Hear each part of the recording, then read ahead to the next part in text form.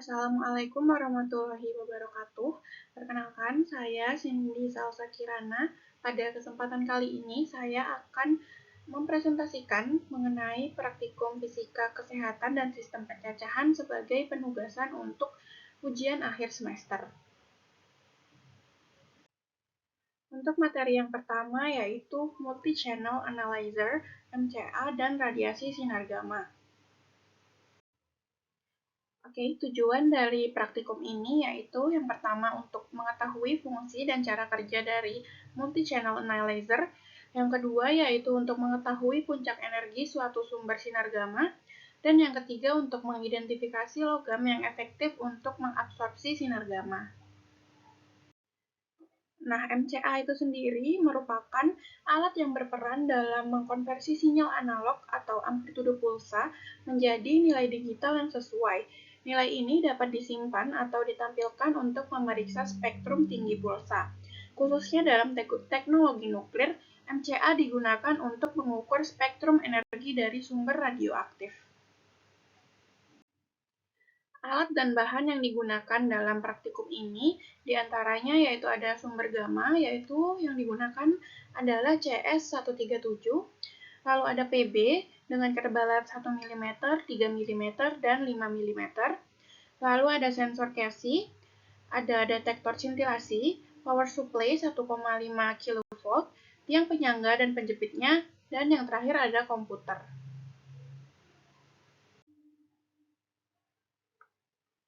Selanjutnya, metode dalam praktikum ini. Yang pertama, harus menyiapkan alat dan bahan terlebih dahulu. Selanjutnya, memasang CS137 pada alat, lalu menghubungkan alat dengan stop kontak, kemudian menyalakan komputer, lalu membuka program sensor Casey pada komputer, kemudian melakukan kalibrasi. Selanjutnya, menghitung radiasi dari CS137 tanpa absorber. Lalu menghitung radiasi dari CS137 dengan absorber timbal dengan masing-masing ketebalan. Yang tadi 1 mm, 3 mm, dan 5 mm. Selanjutnya yaitu menginput data dari sensor Casey. Nah, untuk hasilnya di sini berupa grafik, dapat dilihat seperti ini. Nah, untuk pembahasannya, pada praktikum ini, sumbu X mempresentasikan energi radiasi dari sinar X gamma dan sumbu Y menunjukkan jumlah cacahan peluruhan dari nilai absorber radioisotop CS137 memancarkan sinar gamma dengan energi 0,66 MeV dan berubah menjadi Ba137 melalui peluruhan beta. Sumber klinisnya adalah pemancar gamma yang dilindungi oleh stainless steel. Hamburan Compton terjadi ketika foton gamma berinteraksi dengan elektron bebas atau terikat lemah. Puncak backscatter terjadi ketika foton dihamburkan keluar dan kemudian didefleksi balik masuk ke dalam detektor. Foton CS137 dipancarkan dengan energi 4,47 kV, 31,82 kV, 32,19 kV, 36,40 kV, dan 61,65 kV. Namun, energi foton 4,47 kV terlalu kecil untuk terdeteksi oleh detektor NaL, sedangkan tiga energi berikutnya terlalu dekat sehingga muncul multiplet dengan energi rata-rata 32,89 kV. Oke, kesimpulan dari praktikum ini yaitu multi-channel analyzer adalah perangkat spektroskopi yang digunakan untuk mengidentifikasi distribusi energi emisi foton material radioaktif. Dalam praktikum ini, absorber PB dengan ketebalan yang berbeda digunakan yaitu 1 mm, 3 mm, dan 5 mm. Hasilnya menunjukkan bahwa pelindung PB dengan ketebalan 5 mm adalah yang paling efektif dalam menyerap radiasi. Hal ini disebabkan oleh cacahan peluruhannya yang paling kecil, yang memungkinkan PB dengan ketebalan 5 mm menyerap lebih banyak radiasi dibandingkan dengan ketebalan 3 mm dan 1 mm. Sekarang masuk ke praktikum selanjutnya, yaitu mengenai paparan surveimeter dan external pendos. Tujuan dari praktikum ini yaitu untuk menganalisis dan mengetahui nilai paparan radiasi sumber alfa, beta, dan gamma menggunakan surveimeter dan external pendos. Surveimeter merupakan alat untuk mendeteksi tingkat radiasi di lingkungan agar pekerja radiasi terhindar dari paparan radiasi yang diizinkan. Surveimeter yang berada di pasaran mempunyai beberapa kelemahan. Di antaranya adalah ukuran yang relatif besar dan tidak dapat dilihat dari jarak jauh. Selanjutnya ada external pendos yang merupakan alat yang berguna sebagai pengukur dosis radiasi yang diterima oleh tubuh untuk keselamatan jiwa manusia. Ada dua jenis pendos, yaitu ada analog dan digital. Prinsip kerjanya menggunakan ionisasi gas ketika radiasi menyentuh ion negatif dan ion positif. Akan timbul beda tegangan. Jarum akan bergerak sehingga dapat terbaca oleh sistem digital. Untuk alat dan bahannya pada praktikum ini ada surveimeter. Ini pada gambar ini surveimeter. Selanjutnya ada external pendos. Ini external pendos. Selanjutnya ada sumber CS 137, sumber SR 90, sumber AM 241 dan yang terakhir ada penggaris. Metode yang digunakan dalam praktikum ini diawali dengan menyiapkan alat dan bahan untuk mengukur tiap sumber radioaktif yang akan diteliti. Selanjutnya, surveimeter dan external pendos yang merupakan alat pengukur paparan radiasi ditempatkan di dekat sumber radioaktif. Lalu praktikan melakukan pengukuran paparan radiasi menggunakan surveimeter setiap jarak 10 cm dari sumber radioaktif. Pengukuran dilakukan dengan hati-hati dan pengukuran paparan radiasi dicatat secara sistematis. Hasil pengukuran paparan radiasi diolah dan dianalisis untuk mengevaluasi radiasi hambur dari setiap jenis sumbernya. Nah, pembahasannya yaitu hasil pengukuran paparan radiasi dengan surveimeter dan personal dosimeter dirangkum pada tabel 1 dan 2. Setelah ini akan saya tunjukkan. Lalu berdasarkan tabel 1 dan 2, hasil pengukuran paparan radiasi memiliki perbedaan yang sangat signifikan, terutama pada sumber SR90 dan AM241. Pengukuran radiasi pada sumber SR90 dan AM241 dengan personal dosimeter menunjukkan hasil paparan yang sangat kecil relatif terhadap hasil pengukuran oleh surveimeter. Hal ini karena personal dosimeter yang digunakan tidak kompatibel untuk mengukur paparan radiasi beta dan alfa, mengingat SR90 adalah pemancar partikel beta dan AM241 adalah pemancar partikel alfa. Nah, ini bisa dilihat pada tabel 1.1 yang merupakan hasil pengukuran menggunakan EPD polimeter PM1621A. Di sini ada jaraknya setiap kelipatan 10 cm. Lalu di sini ada laju dosisnya, di mana paparan lingkungannya yaitu 0,16 mikrosievert per hour. Selanjutnya di sini ada hasil pengukuran menggunakan polimaster PM1405 dengan jarak yang sama, kelipatan 10. Di sini juga ada laju dosisnya, di mana paparan lingkungannya yaitu 0,15 mikrosievert per hour.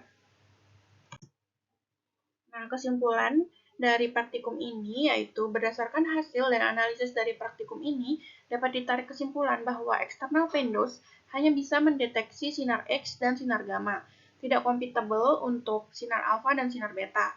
Sedangkan surveimeter dapat mendeteksi semua sumber radioaktif. Diperoleh nilai paparan radiasi hambur tertinggi yaitu sebesar 114 mikrosievert per hour dan dari sumber SR90.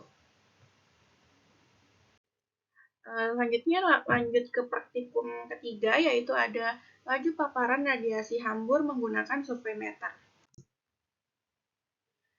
Tujuan dari praktikum ini yaitu untuk menganalisis dan mengetahui nilai paparan radiasi sumber alfa, beta, dan gamma menggunakan surveimeter. Nah, surveimeter sendiri merupakan alat untuk mendeteksi tingkat radiasi di lingkungan agar pekerja radiasi terhindar dari paparan radiasi yang diizinkan. Surveimeter yang berada di pasaran mempunyai beberapa kelemahan, di antaranya adalah ukurannya relatif besar dan tidak dapat dilihat dari jarak jauh. Untuk alat bahan yang digunakan dalam praktikum ini ada survei meter, ini pada gambar ini. Lalu ada sumber CS137, sumber SR90, sumber AM241, dan juga penggaris. Untuk metode yang digunakan dalam praktikum ini sebenarnya sama dengan praktikum sebelumnya, hanya saja pada praktikum ini hanya menggunakan survei meter. Nah, untuk pembahasannya, hasil pengukuran paparan radiasi dengan survei meter dan personal dosimeter dirangkum pada tabel 1. Berdasarkan tabel 1, survei meter buatan tersebut mampu mendeteksi radiasi alfa HM141, beta SR90, dan juga gamma CS137. Berikut tabelnya nilai paparan dengan survei meter buatan tadi. Di sini ada jaraknya setiap 10 cm dan juga di sini ada laju dosis dari setiap sumber radiasi. Untuk kesimpulan dari praktikum ini yaitu survei meter dapat mendeteksi semua sumber radioaktif. Diperoleh nilai paparan radiasi hambur tertinggi yaitu sebesar 4,37 mikrosievert per hour dari sumber SR90. Selanjutnya masuk ke praktikum terakhir yang baru saja dilakukan, yaitu kunjungan Balai Pengamatan dan Fasilitas Kesehatan BPAFK Surakarta. Tujuan dari praktikum ini yaitu untuk pengenalan tentang uji kesesuaian peralatan sinar X dan pengujian pada thermoluminescent dosimeter atau TLD batch serta penggunaan TLD reader. Dosimeter itu sendiri adalah sebuah perangkat atau alat untuk mengukur paparan radiasi pengion dan mengukur tingkat radiasi pengion yang diterima setiap orang yang berada di medan radiasi. Alat ukur dosimeter yang sangat penting terutama digunakan untuk memperkirakan dosis radiasi yang disimpan pada individu yang memakai perangkat. Pekerja yang terpapar radiasi seperti radiografer, pekerja pembangkit listrik tenaga nuklir, dan dokter yang memakai radioterapi. Nah, dosimeter itu dibagi menjadi 3. Yang pertama ada dosimeter saku, yang kedua ada film batch, dan yang ketiga ada TLD. Dosimeter saku ini digunakan untuk mengukur dosis radiasi berdasarkan atau prinsip respon dari instrumen sebanding dengan energi radiasi yang diserap oleh instrumen tersebut. Film batch terdiri dari 2 bagian, yaitu ada detektor film dan holder. Detektor film dapat menyimpan dosis radiasi yang telah mengenainya atau telah mengenai secara akumulasi selama film belum diproses. Selanjutnya, ketiga ada TLD, di mana TLD ini merupakan dosimeter yang sangat menyerupai dosimeter film batch. Hanya detektor yang digunakan adalah kristal anorganik termoluminesensi. Selanjutnya di sini kita akan lebih membahas mengenai TLD, di mana TLD adalah alat yang digunakan untuk mengukur dosis radiasi yang diterima oleh individu atau objek tertentu. Ketika TLD terpapar radiasi, partikel energi tinggi merangsang atom dalam kristal termoluminescent, menyebabkan mereka berpindah ke tingkat energi yang lebih tinggi. Nah, ketika TLD dipanaskan, atom-atom ini akan kembali ke posisi awal mereka, melepaskan energi sebagai cahaya yang terukur. TLD ini ada 2. Yang pertama ada TLD Harshau, yang merupakan sebuah alat yang digunakan untuk memantau radiasi personal atau radiasi yang diterima oleh perorangan yang dapat mendeteksi radiasi sinar X, beta, dan gamma. TLD Harshau diproduksi di pabrik yang bersertifikat ISO 9001. TLD Harshau tersedia dalam beberapa konfigurasi, salah satunya adalah TLD Batch Type 8814 Harshau yang memiliki 2 elemen, TLD Card 0770 yang digunakan untuk memantau dosis seluruh tubuh atau deep dose dengan HP10. TLD jenis ini mampu memantau dosis ekuivalen foton dengan jangkauan dosis 0,01 milisievert sampai 2 sievert. Kartu TLD ini juga dapat digunakan berulang hingga 500 kali pembacaan sehingga lebih efektif digunakan untuk jangka panjang sekaligus menekan biaya pembelian. Nah, berikut ini ada gambar dari TLD Harshau. Yang sebelah sini yaitu TLD Harshau untuk dosis seluruh tubuh, dan yang di sini yaitu TLD Harshau dosis lensa mata. Selanjutnya kita masuk ke cara penggunaan dari TLD. TLD digunakan oleh pekerja radiasi dalam kegiatan yang menggunakan sumber radiasi penion. TLD berisi film beige yang dipakai di depan dada, antara leher dan pinggang. TLD digunakan dalam pemeriksaan medis dan hanya digunakan untuk dokumentasi dosis pekerja radiasi. Nah, berikut ada cara pembacaan dosis pada TLD Harshau.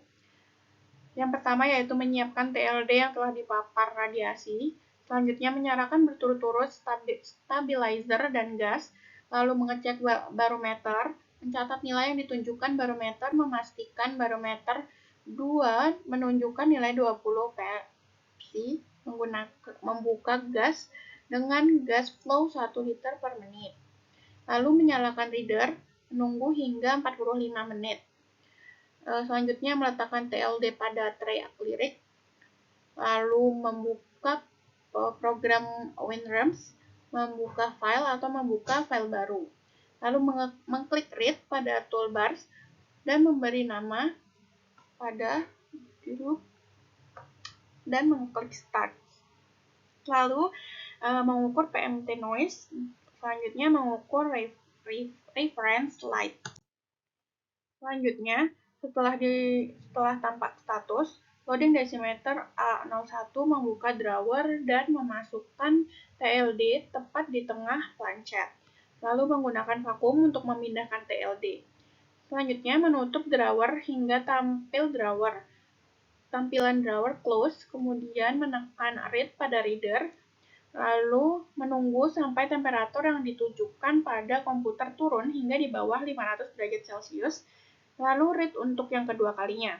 Selanjutnya mengikuti langkah nomor 11 setelah tampak status, loading dengan dosimeter A02. Mengganti dosimeter sesuai dengan ID pada status. Lalu melanjutkan langkah yang tadi sampai dengan menunggu temperaturnya turun.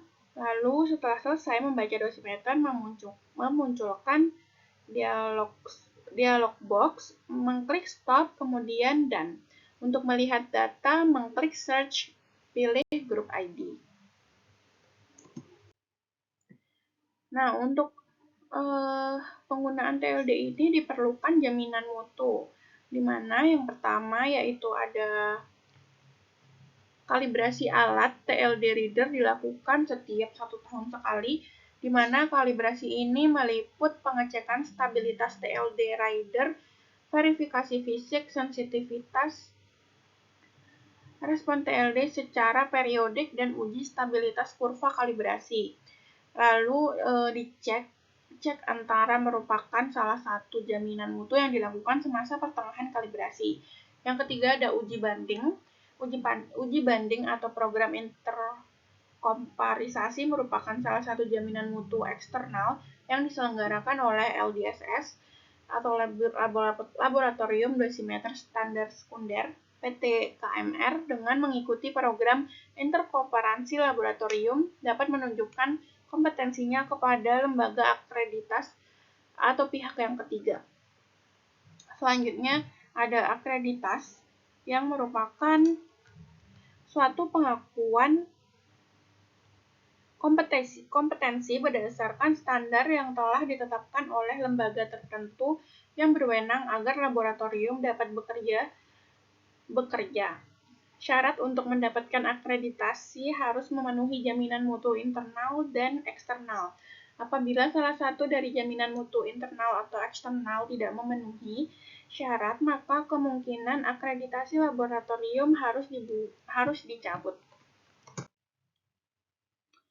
Nah, yang kedua ada TLD Barge, di mana TLD Barge ini merupakan dosimeter beige yang diproduksi oleh Barge di India untuk memantau dosis ekuivalen radiasi seperti radiasi beta, gamma, dan sinar X yang diterima oleh individu yang bekerja dengan radiasi. Dosimeter ini dirancang untuk memantau dosis ekuivalen foton dalam rentang dosis 50 sievert hingga 2 sievert dan digunakan dalam berbagai kegiatan yang melibatkan paparan radiasi. TLD batch terdiri dari 3 elemen CaSO4 PTFE yang harus diganti setelah 20 kali pemakaian atau maksimal 5 tahun dan harus diatur oleh otoritas relevan dan memastikan kepatuhan dengan peraturan keselamatan radiasi. Selanjutnya ada cara pembacaan dosis TLD batch. Yang pertama, pemasangan TLD ditempatkan pada area tubuh atau lokasi tertentu yang ingin diukur dosis radiasinya. Selanjutnya, paparan radiasi saat TLD terpapar radiasi kristal dalam TLD menyerap energi dari radiasi. Selanjutnya, pengumpulan TLD setelah periode paparan yang diinginkan. TLD dikumpulkan untuk diuji. TLD yang sudah terpapar kemudian ditempatkan dalam peralatan khusus untuk membaca dosis yang terakumulasi. Selanjutnya, pemanasan atau annealing. TLD dipanaskan untuk menghilangkan dosis radiasi yang sudah diukur sebelumnya. Proses ini dikenal dengan sebutan annealing. Selanjutnya, pembacaan TLD setelah pemanasan. TLD ditempatkan dalam pembacaan dosis atau dosis reader. Pada saat pembacaan, TLD mengeluarkan cahaya yang sebanding dengan dosis radiasi yang diabsorpsinya selama periode paparan. Selanjutnya, konversi cahaya menjadi dosis. Peralatan pembaca dosis akan mengukur intensitas cahaya yang dipancarkan oleh TLD. Hasil pembacaan akan dikonversi menjadi dosis radiasi yang diterima oleh TLD selama periode paparan. Lalu perekam dan pelaporan dosimetris hasil dibaca dan direkam untuk analisis lebih lanjut. Data dosimetri ini dapat digunakan untuk mengevaluasi tingkat paparan radiasi yang diterima oleh individu atau lingkungan selama periode waktu tertentu. Nah, di sini ada perbedaan dari TLD Harshau dengan TLD batch. Yang pertama dilihat dari limit dosis dan paparan radiasinya. TLD Harshau memiliki limit penerimaan dosis paparan radiasi sekitar 0,05 ms sampai 10 ms, sementara itu untuk TLD batch memiliki limit dosis paparan radiasi sekitar 0,05 ms hingga 5 ms. Sehingga dalam hal limit dosis, TLD Harshau lebih unggul. Yang kedua ada kemampuan baca. TLD Harshau dapat digunakan dan dibaca berulang-ulang sekitar 500 kali untuk setiap satu alatnya. Sementara itu untuk TLD batch hanya dapat digunakan sebanyak 3 kali, sehingga dalam hal efisiensi TLD Harshau jauh lebih unggul.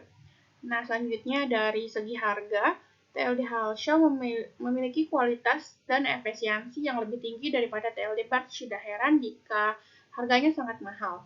Satu TLD Harshau dijual dengan harga kurang lebih 500 juta, sementara TLD batch dapat ditemukan di pasaran dengan harga sekitaran 300 ribu. Nah, sekian penjelasan mengenai praktikum yang sudah dilakukan selama ini. Terima kasih, mohon maaf bila ada kesalahan. Wassalamualaikum warahmatullahi wabarakatuh.